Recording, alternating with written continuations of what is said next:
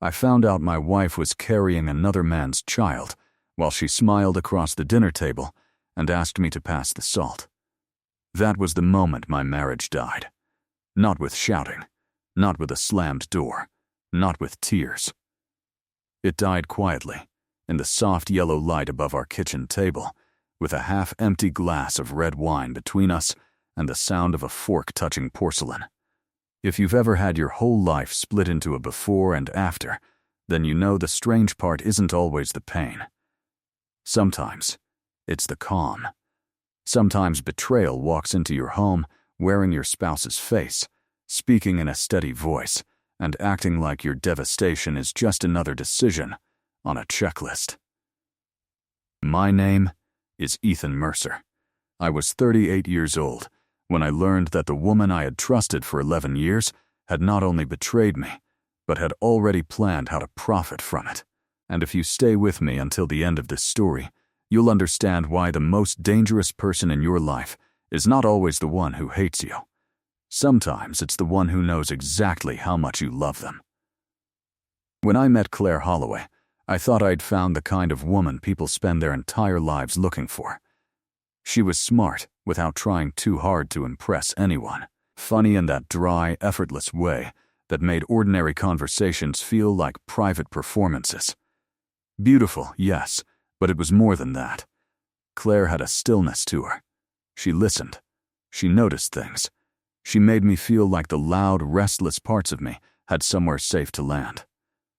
We met at a charity gala in Chicago. I was there because one of my business partners had bought a table and insisted I show up. Claire was there because her marketing firm had helped organize the event. I remember the first thing she ever said to me. I had spilled a drop of bourbon on my cuff, and while I was trying to laugh it off, she looked at me and said, "You wear stress like it pays you." I laughed. She didn't. Then she smiled, and I was gone. At the time, I was building a logistics company from the ground up. Mercer Freight Solutions started in a cramped office with 2 desks, 1 outdated printer, and a level of debt that would have kept a sane man awake every night. But I believed in it. I believed in the kind of success that comes from long hours and steady hands. I believed that if I worked hard enough, I could build a life worth sharing. Claire entered that life slowly, then, all at once. We dated for 2 years before we got married. We bought a house in Naperville with white columns, dark shutters, and a backyard we used maybe 6 times a year because we were both too busy to enjoy it. We hosted Christmas dinners. We took weekend trips to Vermont. We fought over paint colors and laughed about it later. We talked about kids in that casual, someday kind of way couples do when they think they have all the time in the world. For a long time, I thought we were solid. Not perfect, no marriage is, but solid. What I didn't understand back then was that some people don't leave all at once. They begin disappearing in pieces. A delayed text here, a distant look there, a colder laugh, a hand that slips away a second too quickly. You explain it away because love makes excuses long before it makes accusations. Looking back, the signs were there. Claire had started traveling more for work about a year before everything collapsed. At least, that's what she said. Client strategy meetings in Denver, branding workshops in Austin, leadership retreats in Seattle. She'd return with boutique hotel soaps in her suitcase and stories that felt polished, almost rehearsed. Not dramatic, not suspicious enough to confront. Just neat. Too neat. Sometimes she'd come home and seem strangely energized, as if she had lived another life for 3 days and was trying not to bring the glow of it back with her. Other times she'd be irritable, distracted, annoyed by harmless questions. How was the trip? Long? Did the presentation go well? It was fine. You okay? I'm tired, Ethan. Can I just breathe for 5 minutes? And because I loved her, I let her breathe. Because I trusted her, I never checked. Because I believed in us, I had no idea I was being slowly repositioned inside my own marriage. 3 months before the end, Claire started bringing up money more often. At first it was subtle. Comments about how much my company had grown. Observations about the market value of our house. Questions about the way ownership was structured between me and my partners. Then, the tone shifted. She began talking less like a wife planning a future, and more like someone studying inventory. If anything ever happened between us, you'd make sure I was protected, right? I remember laughing the first time she asked. I said, "What do you mean if anything happened?" She shrugged and said, "Life happens." People change. I thought it was one of those abstract, late-night conversations married people fall into when they're tired and a little too honest. Now I know better. The night everything broke apart started like any other Thursday. Claire had just come back from a 4-day trip to Charleston. She texted me from the airport that afternoon, said she was exhausted, asked if I could pick up Thai food on my way home. I did. I even got her favorite mango sticky rice, because she always claimed she didn't want dessert, and then stole half of mine. When I walked into the house, she was already there, suitcase by the stairs, hair tied back, wearing a cream sweater and jeans. She looked composed. Too composed for someone who said she'd spent the day in airports. We ate at the kitchen table. The TV was off. Rain tapped softly at the windows. She didn't touch much of her food. Then she folded her napkin, set it down, and looked right at me. "Ethan," she said, "I need to tell you something, and I need you to stay calm." There are sentences that make your body react before your mind understands them. My hand stopped halfway to my glass. "What is it?" She took a breath. Not shaky, not emotional, just measured. "I'm pregnant." For one split second, time did something cruel. It gave me hope before it gave me truth. I stared at her. I actually felt my chest lift. We had talked about children for years without ever reaching the right time. Work, stress, life, one excuse after another. I thought maybe this was unexpected, but maybe it was the beginning of something. Then, she said the next sentence. "It isn't yours." There are no elegant words for what that feels like. It was as if the room lost oxygen, as if my heartbeat moved into my throat and stayed there, pulsing against panic. I remember the hum of the refrigerator, the smell of basil and chili from the food, the rain. Everything sharpened and blurred at the same time. I looked at her face, waiting for some sign of shame, of regret, of fear. There was none. I said, very quietly, "What did you just say?" She didn't look away. "I'm pregnant," she repeated, "and the baby isn't yours." My fingers tightened around the edge of the table so hard I felt the wood bite into my skin. I wanted to stand up. I wanted to break something. I wanted to ask 100 questions at once. Instead, I said, "Who?" She exhaled through her nose and glanced down for a second, almost bored by the formality of the moment. "His name is Ryan." Of course he had a name. Betrayal always does. "How long?" "A while." "A while?" I said, and I could hear my own voice changing.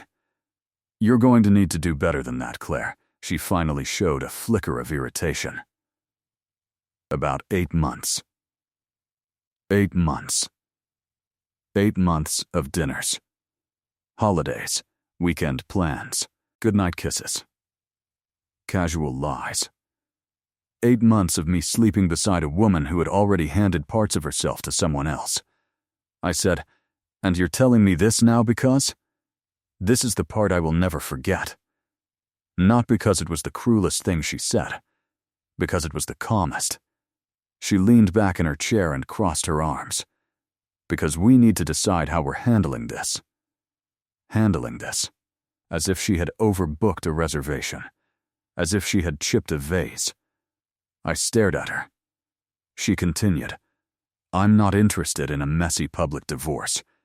That would hurt both of us. You've built a lot, Ethan. I've supported you for years. We can present this however we want. We can say the timeline was complicated. We can say we chose this together. Or we can separate quietly and split things fairly. My mouth went dry. Fairly? Yes, she said. Half the house. Half the marital assets. A support arrangement that reflects the lifestyle we built. We? She tilted her head slightly, and there it was. The thing beneath the performance. Not guilt, not remorse. Strategy. Then she said the sentence that turned my pain into something colder. Or, she said, you can be smart and raise the baby with me. No one has to know. I honestly don't know what expression crossed my face in that moment. I only know that something inside me stood up and never sat back down. You expect me, I said, to raise another man's child after you lied to me for 8 months? She gave a tiny shrug. I expect you to understand reality. Men recover from this all the time. And if you blow up your life over pride, that's your choice. Pride. There's a special kind of evil in calling someone's dignity pride. I asked her if she loved him. She didn't answer right away. Then she said, that's not really the point. And that was all I needed to hear. I wanted to throw her out that night. I wanted to call every person she knew and expose her. I wanted to burn the whole false life down where she sat. But rage is expensive, and I had suddenly realized I was sitting across from someone who had already planned for emotional reactions. So I did the one thing she never expected. I stayed calm. I looked at her and said, I need time to think. Her shoulders loosened a little. She mistook restraint for weakness. That would become her biggest mistake. She nodded once. Good. Think carefully. I slept in the guest room that night. Or at least I lay there in the dark with my eyes open, while my mind replayed every strange look, every late flight, every moment I had defended her in my own head. Around 3 a.m, I got up and sat on the edge of the bed, elbows on my knees, and realized something that cut deeper than the affair itself. She wasn't confessing. She was negotiating. That changed everything. Claire had always been careless in one specific way. She trusted devices more than people. She locked drawers, hid mail, deflected questions. But she reused passwords. She synced accounts across her phone, tablet, and laptop. She moved through digital life with the lazy confidence of someone who had never been caught. The next morning, she left to meet a friend for coffee. I heard the garage door close, waited 30 seconds, then walked into our home office. Her laptop was on the desk. I had no idea what I was going to find. A few flirtatious messages, maybe, hotel confirmations, enough to confirm the affair. What I found instead was the blueprint of a woman I no longer recognized. The messages were with a man named Ryan Calloway. He lived in Nashville. Divorced, 41. Real estate investor. The thread between them stretched back nearly a year. It started flirtatious, then intimate, then brazen. Photos, hotel bookings, flight changes, private jokes about me, about my routines, about how predictable I was. I felt sick, but I kept reading. Then I found the messages that turned betrayal into calculation. One of Ryan's texts said, "When are you finally telling him?" Claire replied, after I confirmed the timing, "If I do it now, I can leverage the pregnancy and keep him cornered." Another message, "Do you really think he'll stay?" Claire, "He hates public humiliation. He'll either stay for appearances or panic and settle. Either way, I'm protected." There are moments when your body goes cold because your mind can't absorb the full shape of what you're seeing. I kept scrolling. Ryan wrote, "And if he fights?" Claire answered, "Then I take half, maybe more. He's too image conscious to drag this out. Plus, if I push the emotional abuse angle, he'll want it over fast." I remember sitting back in the chair and staring at the screen until the words blurred.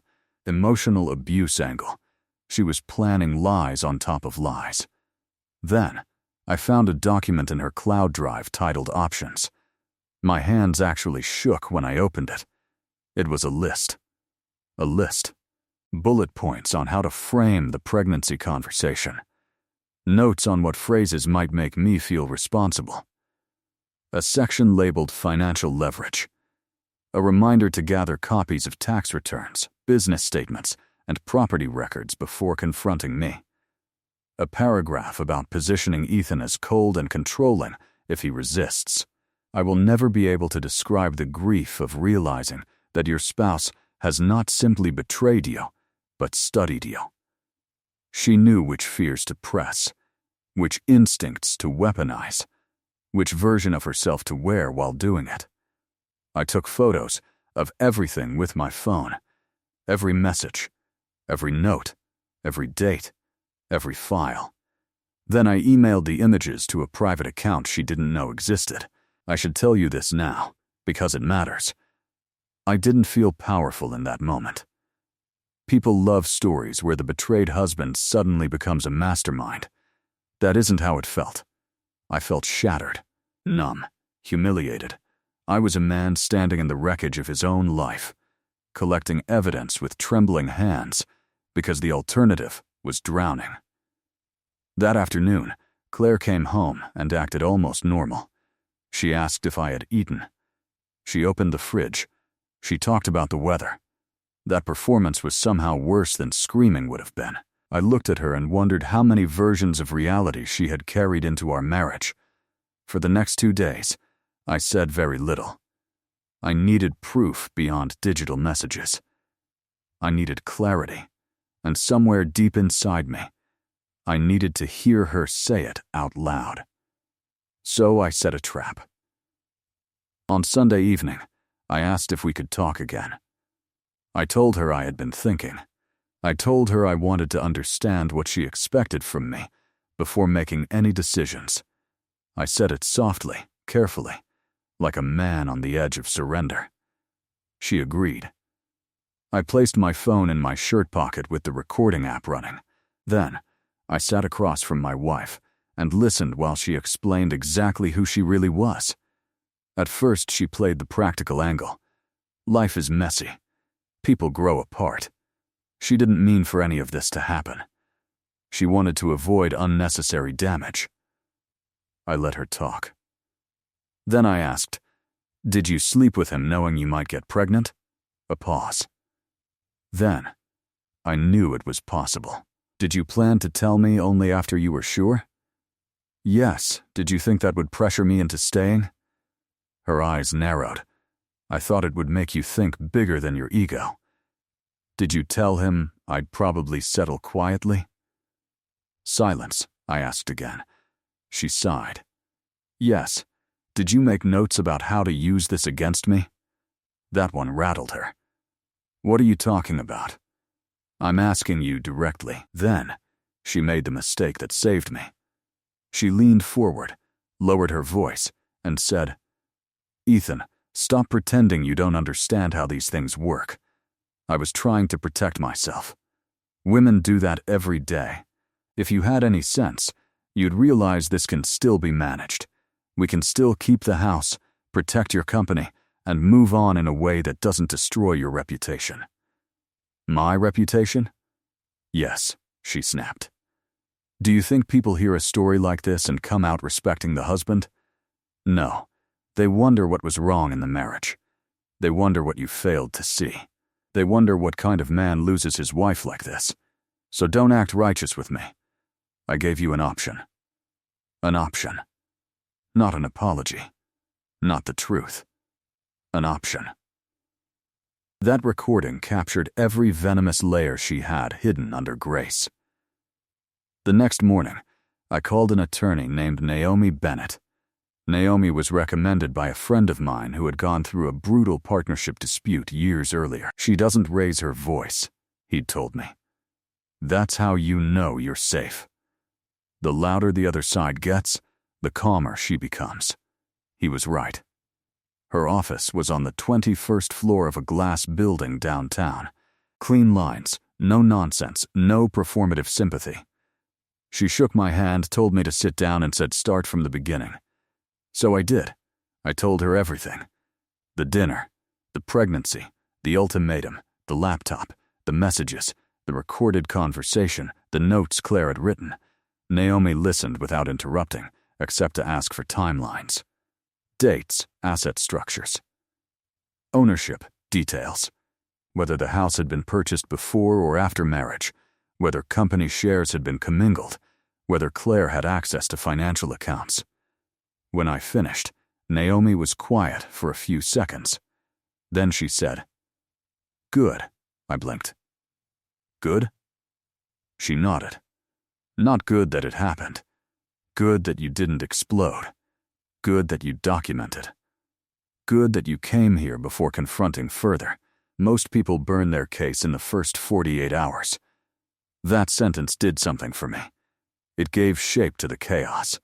It reminded me I was not powerless just because I was wounded. Naomi explained the landscape clearly. Illinois divorce law was not a fairy tale where cheating automatically meant losing everything. Affairs alone did not decide asset division.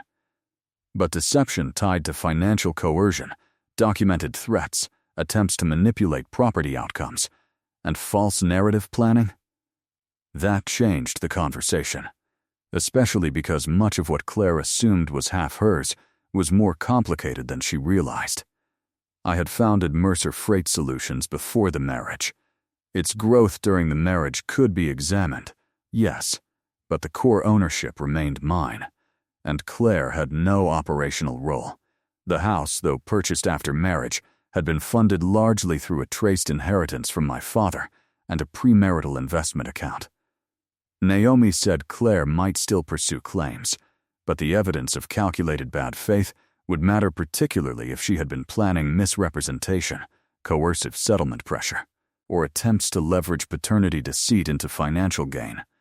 Then Naomi looked me in the eye and asked, "Do you want quick, or do you want right?"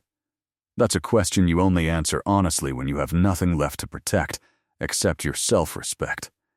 "I want right," I said. She gave the smallest nod. "Then do exactly what I tell you." Over the next 6 weeks, my life became unrecognizable. Naomi filed first. Claire was served on a Tuesday. I know because she called me 17 minutes later. I didn't answer. Then came the texts. "Are you serious?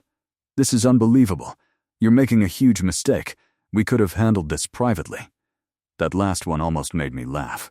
Privately, meaning quietly, meaning on her terms. Naomi instructed me to communicate only through counsel except for household logistics.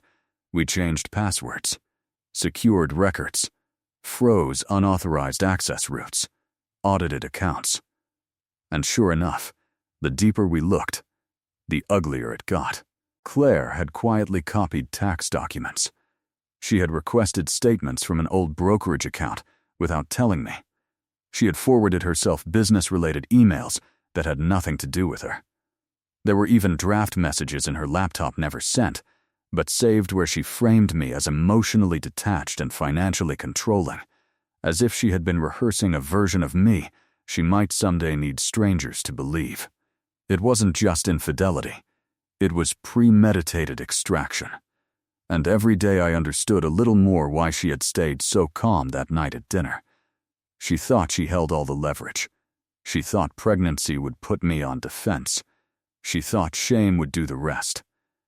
What she didn't count on was the difference between a man who is broken and a man who is done. Her attorney reached out with an early settlement proposal. They wanted the house sold and proceeds split. They wanted a substantial payout structured around the marital appreciation of my business. They wanted transitional support. In return, they offered a confidentiality agreement and mutual non-disparagement. Naomi slid the proposal across her desk to me and asked, "Do you want the polite translation?" I said yes. She leaned back and said, "They're still trying to intimidate you with cost and embarrassment. They think you'll pay to make it disappear. Will it work?" She smiled for the first time. Not if you're as calm as you've been so far. We rejected the offer. Not emotionally, not theatrically, just firmly. No, that word cost me sleep, but it gave me my spine back. Claire changed after that. The composed strategist started to crack. She moved into a furnished apartment downtown. She began sending sharper messages through attorneys. Her tone in filings shifted from pragmatic to accusatory. Suddenly I was described as absent, obsessive with work, cold, unavailable, difficult to live with. The usual architecture of revision. But truth has a different weight when it's documented. Naomi dismantled each claim piece by piece. Calendar records showed I had adjusted travel repeatedly to be home during Claire's so-called stressful periods. Emails showed affectionate communication, joint planning, and normal marital interaction right up until her confession. Bank records showed no hidden control, no deprivation, no financial isolation. And the messages from Claire to Ryan God, those messages showed something stronger than denial could survive. Intent. One message said, "He still thinks I'm stressed from work. It's almost too easy." Another said, "If he finds out before I'm ready, I lose negotiating power." Another, "Once I tell him, I need to keep him off balance emotionally." Off balance emotionally. That phrase sat in my chest like a nail, because that was exactly what she had done. There were nights during that legal process when I sat alone in my kitchen, staring at the spot where she had told me, and wondered how many men had lived some version of this story without proof. How many had been manipulated into settlements because they were too stunned to think clearly. How many had mistaken decency for surrender and paid for it with their future. People love to say the truth comes out. That isn't always true. Sometimes the truth has to be dragged into the light by someone too wounded to keep pretending. My friends started learning pieces of the situation as the separation became impossible to hide. I didn't tell everyone the full details. I didn't need public sympathy. But the people who mattered saw the toll it had taken. My younger sister, Rachel, cried when I finally told her. My business partner, Leon, sat in my office in silence for a full minute before saying, "I'm going to say something crude, because I love you. Thank God you found out who she was before you spent the next 18 years paying for her choices." It was a brutal sentence. It was also true. Claire's parents reached out once. Her mother left me a voicemail full of vague sorrow and strategic distance. "We're heartbroken that things have become so complicated." Complicated, that word people use when reality is too ugly to name. Her father emailed to say he hoped we could find a dignified resolution. I almost replied, but Naomi told me not to. "Let them live with the language they chose," she said. As discovery continued, another detail surfaced that made the case even worse for Claire. She had discussed, in writing, the possibility of listing Ryan as uninvolved initially to simplify the narrative. In plain English, she had considered letting legal ambiguity hang in the air while pressing me toward financial concessions and social compliance. Naomi was furious when she read that. "Do you understand," she said, "how catastrophically bad this is for her credibility?" I did. And for the first time since that dinner, I felt something close to peace. Not because I was over it. Not because it didn't still hurt. But because the lie was no longer ahead of the truth. It was running out of road. The court date arrived in late October, under a gray sky so flat it looked like the city itself was holding its breath. I wore a navy suit Claire had once said made me look dangerously competent. Funny what memories survive. She sat across the aisle in a charcoal dress, one hand resting lightly over the small curve of her stomach, as if motherhood itself might shield her from accountability. Ryan was not there. Of course he wasn't. Men like that rarely show up when consequences become fluorescent and public. Courtrooms are not dramatic the way movies teach you. They are quieter, colder, Precision matters more than passion. The air smells like paper, old wood, and nerves. Naomi was exactly who she had been from day one. Prepared, unshaken, terrifying in the gentlest possible way. Claire's side tried first to frame the case as a marriage that had broken down over time. Emotional distance, different goals, painful mistakes, regrettable but human. Then Naomi stood up, and she turned regrettable but human into what it really was: deliberate deception paired with attempted financial coercion. The messages were entered. The notes, the timeline, the recording. I watched Claire's face change incrementally as each piece landed. At first she stayed composed, then tighter around the mouth, then pale, then angry. Not ashamed, angry, like someone furious the hidden camera had ruined the performance. Naomi never overplayed it. That was the genius of her. She didn't need fireworks. She just let Claire's own words stand in the room long enough for everyone to hear the cold machinery underneath them. Leverage the pregnancy. Keep him cornered. Settle quietly. Use emotional abuse angle. Keep him off balance emotionally. Language tells on people eventually. When Claire testified, she tried to soften everything. Said she had been scared. Said the notes were private thought exercises. Said the messages to Ryan were venting. Said she never truly intended to manipulate me, only to protect herself during a vulnerable time. Then Naomi asked one question that shattered the whole defense. If your intention was honesty, she said, why did you wait until after pregnancy confirmation, after collecting financial documents, and after discussing settlement leverage with your partner, before telling your husband? Claire opened her mouth. Nothing came out. That silence said more than any admission could have. Later, when the recording was played, the courtroom stayed very still. Hearing Claire's voice speak with that clipped practicality, that contempt wrapped in poise, was surreal. I had lived it, but hearing it amplified in that room made it feel almost separate from me, as if I were finally watching the event from the outside and realizing how insane it had truly been. At one point in the recording, Claire says, "If you had any sense, you'd realize this can still be managed."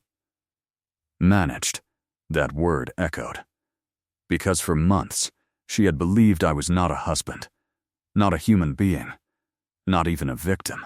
I was a variable, something to be managed. The judge, a woman with silver hair and eyes that seemed allergic to nonsense, took extensive notes throughout the proceedings. She didn't reveal much, but she asked sharp questions. Not about heartbreak, about timing. Documentation, intent, access, misrepresentation. That's when I knew we had a chance. Not for revenge, for recognition. And sometimes, when someone has tried to erase your reality, recognition is everything. The ruling came 2 weeks later. I will remember that morning for the rest of my life. I was sitting in Naomi's office when the call came through. She put it on speaker only after confirming it was appropriate. I sat frozen, hands clasped so tightly my knuckles had gone white. The judgment was detailed. The court did not treat infidelity alone as determinative, but it recognized deliberate bad faith conduct, documented deception tied to financial positioning, unauthorized gathering and strategic use of sensitive records, and coercive attempts to manipulate marital dissolution through misrepresentation and emotional pressure. Because the business was primarily premarital in origin, and Claire had no legitimate claim to operational ownership, the court denied her demands against it beyond a limited, far narrower calculation than she had sought. Because the house had been substantially funded by traceable separate property, and because her conduct around the separation had been found materially deceptive, the court awarded the home to me subject to specific balancing adjustments that were nowhere near the division she wanted. Her request for expansive support was denied. Her credibility had been explicitly questioned in the written order. Naomi looked at me as the ruling was read and simply said, "You won." I didn't react right away. That's the strange thing about surviving something enormous.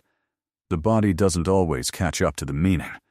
I just sat there, staring at nothing, while months of humiliation, rage, grief, discipline, and restraint rose all at once into my throat. Then I covered my face with my hand and started crying. Not because of the house, not because of the business, not even because I had beaten her in court. I cried because for the first time since that dinner, I felt clean. Do you understand what I mean by that? Betrayal makes you feel contaminated. Not physically. Spiritually, as if someone else's lies have gotten inside your bloodstream, as if their choices have attached themselves to your identity. You replay everything, and somewhere along the way, you begin wondering whether their humiliation of you has become part of you. That ruling did not erase what happened, but it separated me from it. It said, in the plain language of consequence, this was done to you, not by you. And that matters more than people think. Claire didn't speak to me after the judgment.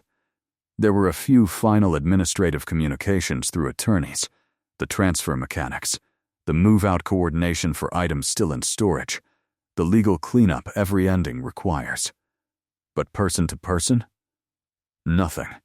No apology. No explanation. No last desperate attempt to humanize herself. Maybe she had none left.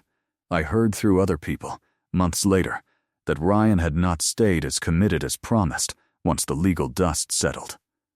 That surprised no one. Affairs built in shadows rarely survive sunlight. Men who enjoy stolen moments are often nowhere to be found when diapers, bills, and ordinary mornings arrive. I didn't celebrate that. Not really. By then, I had learned that another person's collapse does not heal your own wound. Healing came differently. It came the first morning I woke up in my house and realized the silence belonged to me. It came when I walked into my office and saw my name on the wall without imagining someone plotting behind my back. It came when I sat on the back patio with coffee in my hand and felt grief leave in teaspoons instead of buckets. It came when Rachel visited and said, "You look like yourself again." That one nearly undid me. Because she was right. For a long time, I had not looked like myself. I had looked like a man living inside someone else's trap. People asked me whether I regretted fighting. No, not for 1 second. It was exhausting, expensive, emotional.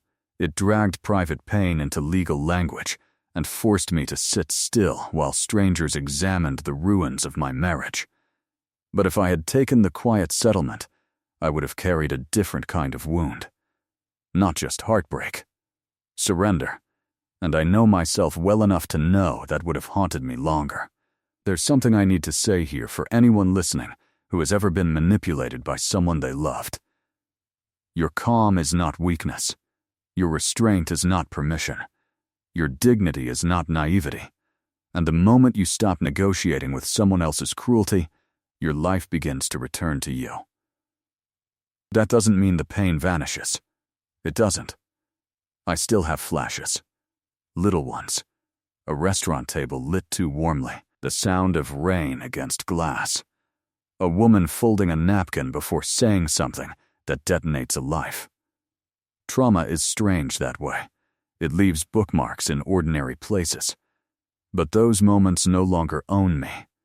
I own the ending now. About a year after the divorce, I stood in the warehouse of our newest regional expansion outside Columbus and watched forklifts move through rows of inventory under bright white lights.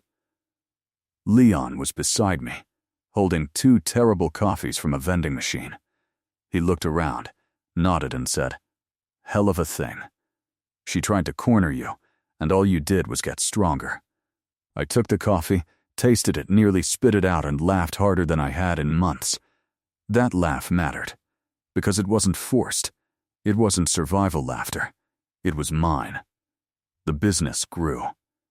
I invested more carefully. I slept better. I traveled when I wanted to, not to escape but to enjoy. I rebuilt routines that had nothing to do with proving anything. I learned that peace is not always dramatic. Often it looks like groceries in your own kitchen, music on low volume, a phone that no longer makes your stomach twist when it lights up. Did I love Claire once? Absolutely. That's what made it hurt. People hear stories like mine and rush to rewrite the past, as if every smile was fake, every anniversary meaningless, every memory corrupted from the start. I don't do that. I think there were real moments. I think there was a woman I loved and a version of us I believed in. But I also think there was another layer underneath, one I didn't see until it was too late. And that is one of adulthood's hardest lessons. A person can be real in the moments they give you and still be false in the life they are building behind your back. Both things can be true. If you're wondering whether I ever dated again, the answer is yes, but not quickly. I refuse to make another woman pay for Claire's sins. I took my time. I learned to listen to inconsistencies instead of explaining them away. I learned that trust should be generous, but not blind. I learned the difference between privacy and secrecy, between a hard season and a hidden life. Most importantly, I learned that being betrayed is not the same as being defeated. That distinction saved me. Because on the night Claire told me she was pregnant with another man's child, she thought she was delivering my ending. She thought the story was over. She thought she had done the math. Shock him, corner him, shame him, pressure him, settle him, take what she can, move on. She thought my love for the life we built would make me surrender the truth. But she forgot one thing. I built that life. The house, the company, the long nights, the sacrifices, the discipline, the years of showing up when nobody was clapping. I built that. And while she was treating my heart like leverage, I was still the man who knew how to stand still under pressure and think clearly when the room caught fire. That's why I'm telling you this now. Not because I enjoy reliving it. Not because I need revenge served a second time. But because somewhere out there, maybe someone is sitting at their own table tonight, listening to the person they trust most explain why betrayal should be accepted as practicality. Maybe someone is being told to stay calm while their reality is being rearranged against them. Maybe someone is one conversation away from believing they have no move left. You do. You always do. Maybe that move is silence for one more hour while you gather yourself. Maybe it's documentation. Maybe it's one phone call. Maybe it's refusing to sign. Maybe it's choosing truth over speed. Maybe it's walking into court with shaking hands and a steady spine. Maybe it's simply deciding that your life will not be negotiated through someone else's deception. But whatever it is, make the move, because here is the truth nobody told me until I lived it. The people who try hardest to corner you are often terrified of what happens when you stop panicking. When I think back now to that dinner table, I don't see the moment I lost everything. I see the moment I found out what was real. I see the death of illusion.